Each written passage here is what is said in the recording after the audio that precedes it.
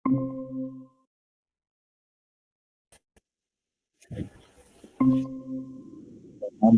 Sama. Eh, ini yang lain pada kemana ya? Udah Jamil ini, telat nih. Lupa ini masih pada di jalan kali soalnya kelas malam kan sekarang. Nunggu saya ke toilet dulu ya. Dulu itu. Ya baik Pak. Saya udah balik. Saya balik. Udah pulang semua ya. Ya ya.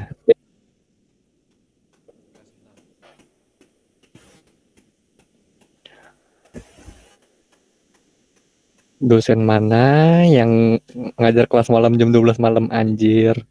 Sumpah dah. Tak. Woi, Pita. Aduh maaf dah, gue ngantuk banget dah. Gimana ya?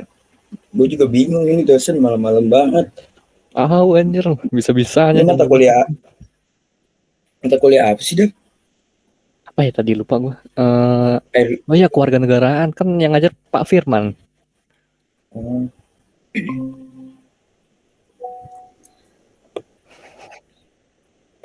Lang,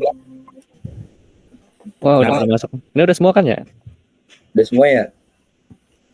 Udah. Dosennya mana? Lagi kamar mandi. Di toilet sih. Sabar. Gue capek banget tuh baru pulang kerja.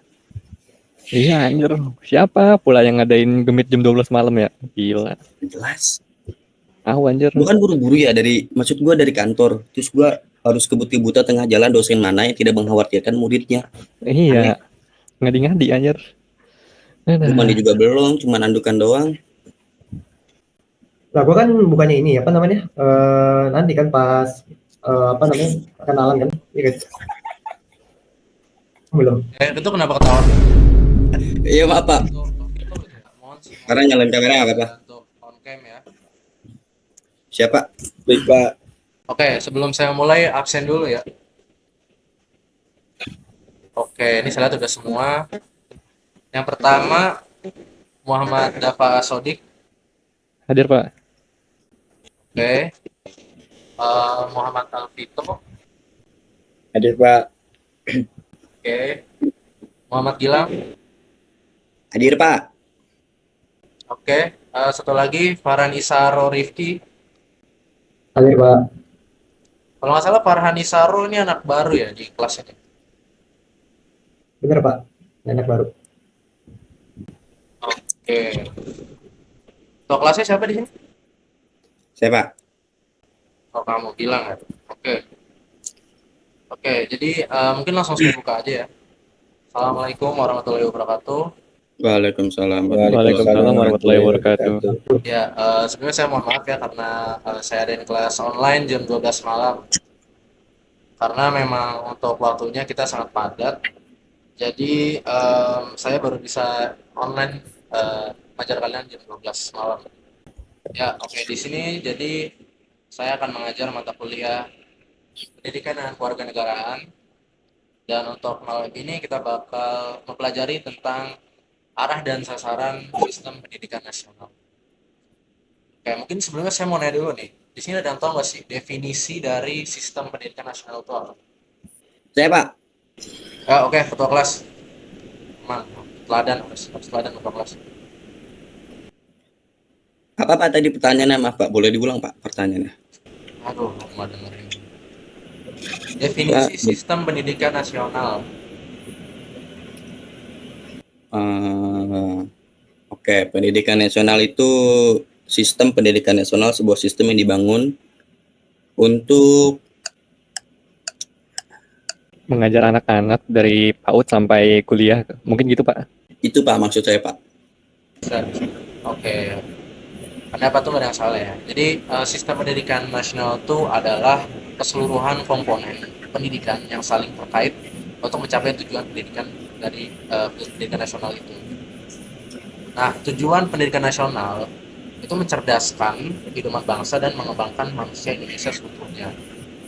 Itu manusia yang beriman dan bertakwa kepada Tuhan Yang Maha Esa, terus berakhlak mulia, sehat, berilmu, kreatif, mandiri, dan menjadi warga negara yang demokratis serta bertanggung jawab. Nah, Dan seperti yang sudah kita ketahui, pendidikan ini itu ada jenjang dan tingkat-tingkatnya. Nah, di sini ada yang tahu nggak jenjang awal dari semasa kalian kecil tuh apa? Mungkin ada yang mau jawab. Itu sebelumnya, itu Alfi tuh, kamu main HP aja kamu. Nih, contoh pendidikan yang nggak berhasil ini. Pak. Aduh, gimana sih Alfi tuh yang pada nggak ini juga. Coba mati dulu apa ya? Mati dulu. Baik Pak, mohon maaf Pak sebelumnya Pak. Aduh. Sedih aku ya. Ya, lanjut tadi siapa yang mau jawab? Pendidikan pertama apa? Alfi itu aja Pak, kan tadi dia main HP baik. Oh ya, kamu. Bener Pak, dia nggak suka gitu Pak, dia suka ngeremehin dosen Pak. Ya, jawab sekarang.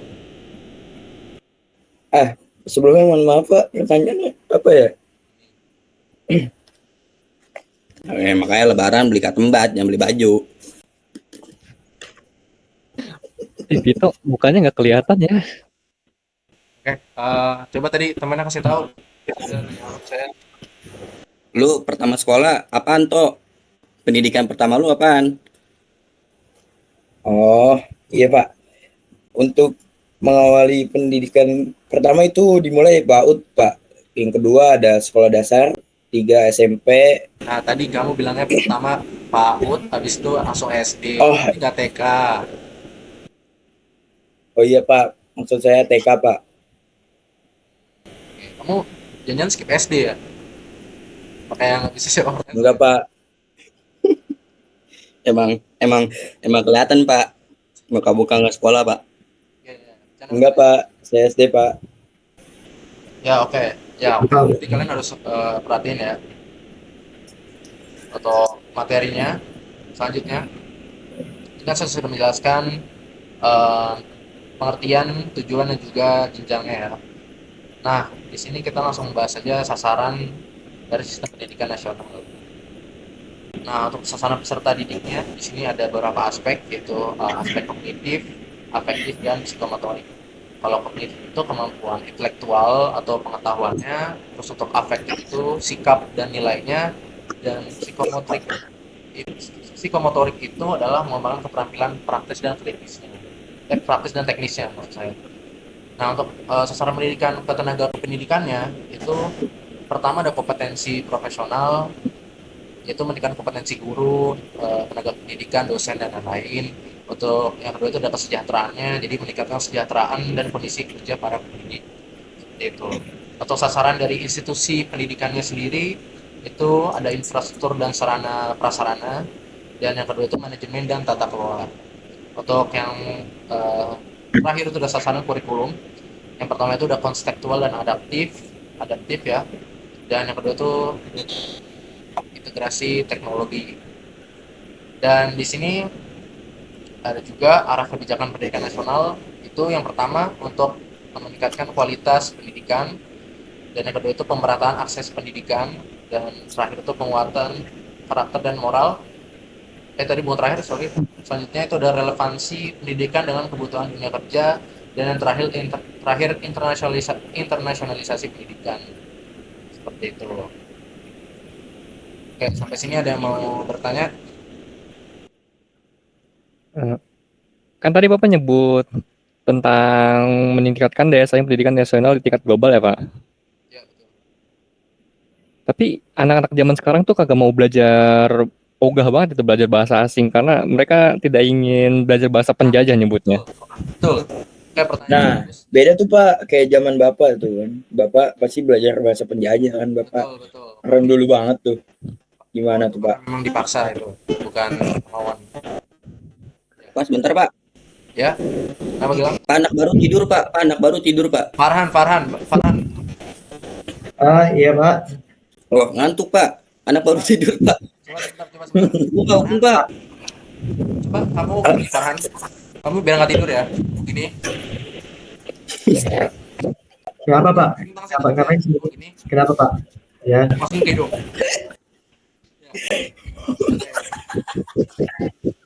Biar kamu nggak ngantuk, Farhan. Ya Allah. Nih Pak dilepas Ya Pak. Pak, sorry Pak. Pak dilepas. Ya oke, cukup. Oke, pertanyaan dari Dava. Kenapa murid sekarang males belajar bahasa asing. Oke, mungkin kalau bahasa Inggris kita kesampingkan deh karena itu pelajaran wajib kan. Mungkin kita ambil contoh bahasa Jepang. Sekarang anak-anak yang bisa bahasa Jepang pasti dikatainnya apa? Wibu, Pak. Ibu, bawa bawang, bener kan?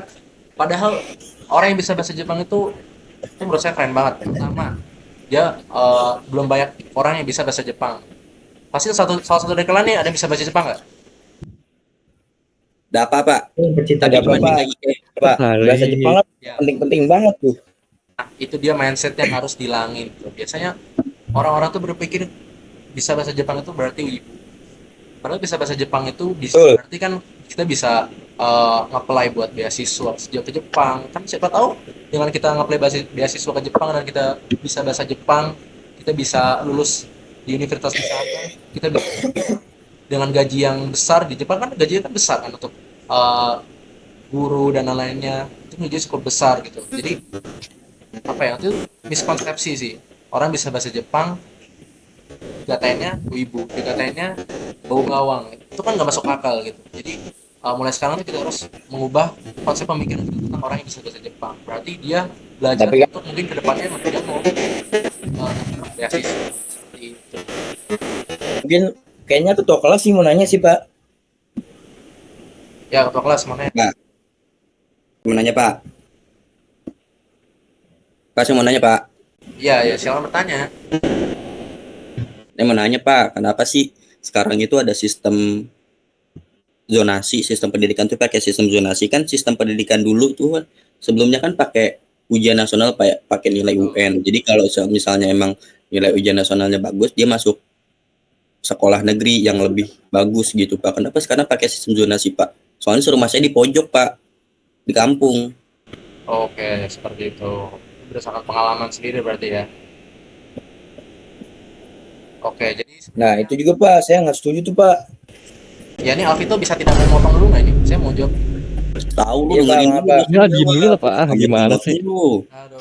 Sabar. Maaf, Pak. Maaf, Pak. Maaf, teman-teman. Awalnya itu pemerintah kan masuk. Saya ini menurut pendapat saya ya, pemerintah itu ingin memudahkan bagi orang yang rumahnya dekat dengan sekolah gitu. Jadi memudahkan akses dari mereka agar bisa sekolah dengan apa ya dengan jarak yang sedekat mungkin seperti itu. Mungkin tapi juga menimbulkan banyak kerugian terutama untuk anak-anak yang mungkin rumahnya jauh dari sekolah atau instansi pendidikan seperti itu. Jadi mungkin daripada dampak baiknya lebih terasa dampak buruknya gitu buat anak-anak yang pertama rumahnya jauh, yang kedua tidak punya mungkin dari sisi ekonominya kurang baik. Jadinya mungkin ini yang perlu direvisi seperti itu. Untuk zonasi ini mungkin tidak apa ya, tidak efektif untuk sistem pendidikan kita. Ya inilah sistem pendidikan Indonesia memang banyak kurangnya dan memang sepertinya masih banyak yang perlu dibenahi untuk sistem pendidikan Indonesia ini. Dan jujur saya juga kurang setuju dengan sistem zonasi karena memang dampak negatifnya itu lebih terasa daripada sistem yang dulu menggunakan nilai. Karena sangat terasa sekali untuk zonasi ini banyak anak-anak yang rumahnya dekat untuk bisa sekolah dengan mudah, tapi untuk anak yang cerdas dan juga anak yang punya kompetensi itu sulit mendapatkan sekolah karena rumahnya jauh seperti itu sih. Jadi mungkin semoga ke depannya Indonesia punya sistem pendidikan. Pak. Mana? Ya. Pak. Nah, yang tadi Bapak jelasin gitu nih, Pak. Solusinya bagaimana ya, Pak, untuk sistem zonasi tersebut, Pak? Bener, Pak, karena kalau gini terus saya nggak bisa sekolah, Pak. Soalnya rumah saya di gunung, Pak, jauh. Sedangkan Itu saya nggak ada duit sekolah di juga, sono. Pak, buat swasta gitu, Pak. Nah, Pak, Iya, Pak. apalagi ya kalau yang pinter tuh, Pak, Jadi terus pantai. semuanya jauh, nggak punya biaya, Iya, gimana padahal tuh, saya Pak? pinter, Pak, saya juara kelas, tapi saya nggak dapat sekolah Bohong. negeri. Itu Bohong lu.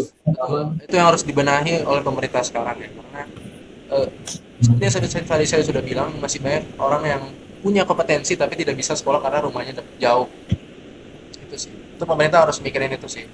Saya juga sedang mencari cara bagaimana agar bisa adil gitu untuk yang pertama yang rumah dari jarak dan juga dari pengetahuannya gitu. Ya mungkin ada lagi pertanyaan. Ini sudah jam segini ya, sudah 1:30 malam ini. Saya mau nanya nih Pak, kok kurikulum kita kok kenapa sih Pak ganti-ganti mulu gitu loh? Padahal kan SMP udah ganti ya. Terus pas SMK kok ganti lagi ya Pak? Kenapa sih? Apa itu gimana sih Pak? Kok bisa ganti-ganti mulu ya? Nah, oke, jadi untuk kurikulum sekarang kurikulum merdeka nih. Dan sebelum kurikulum merdeka itu ada kurikulum 2013, dan sebelum itu ada KTSP kurikulum 2006 seperti itu. Jadi mungkin ini menurut pendapat saya juga ya, ini juga mungkin belum bisa belum bisa dibuktikan. Cuman menurut untuk pendapat saya sendiri, kenapa pemerintah selalu mengganti kurikulum itu karena mereka beradaptasi dengan kemajuan zaman sekarang gitu kan.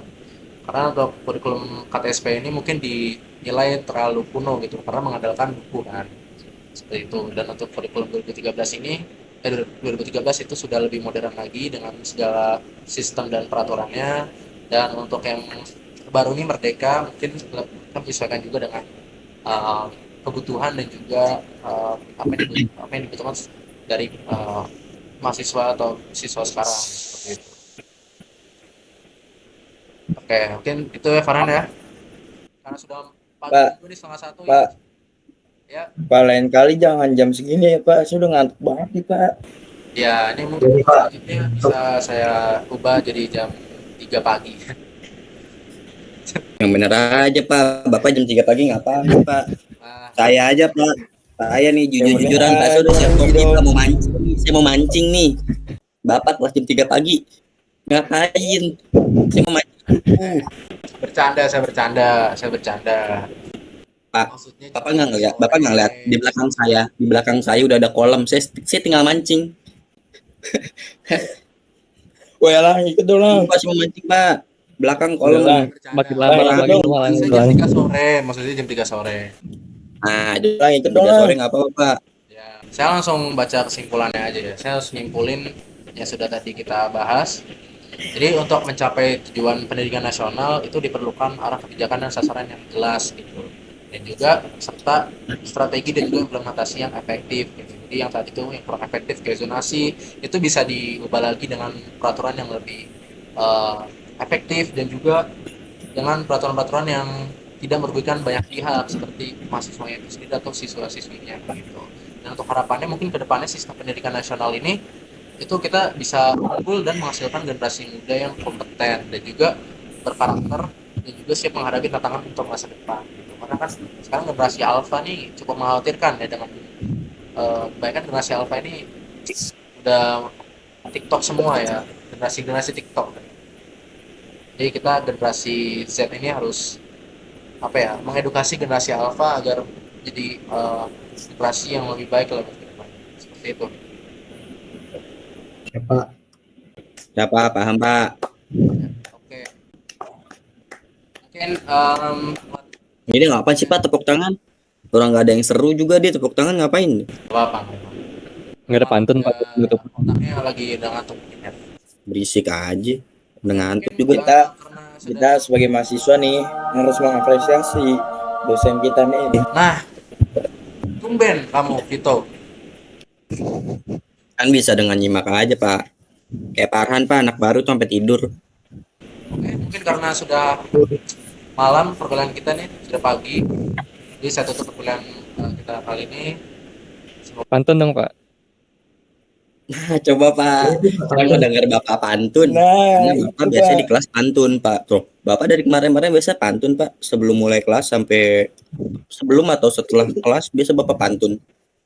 Pantun dong Pak. Oke, hari Senin bersih-bersih. Cakep, Cakep, Cakep. Pasang bendera biar berkibar. cakep. cakep. Cukup sekian dan terima kasih. Maaf jika penyampaian saya panjang lebar. Oke. Cakep. Cakep. Pak. Cakep. Cakep. Mungkin cukup sekian ya dari saya. Semoga kita bisa bertemu lagi di lain kesempatan. Baik, Pak. Assalamualaikum warahmatullahi wabarakatuh. Waalaikumsalam warahmatullahi wabarakatuh. Terima kasih Pak. Hati-hati di jalan. Terima kasih Pak.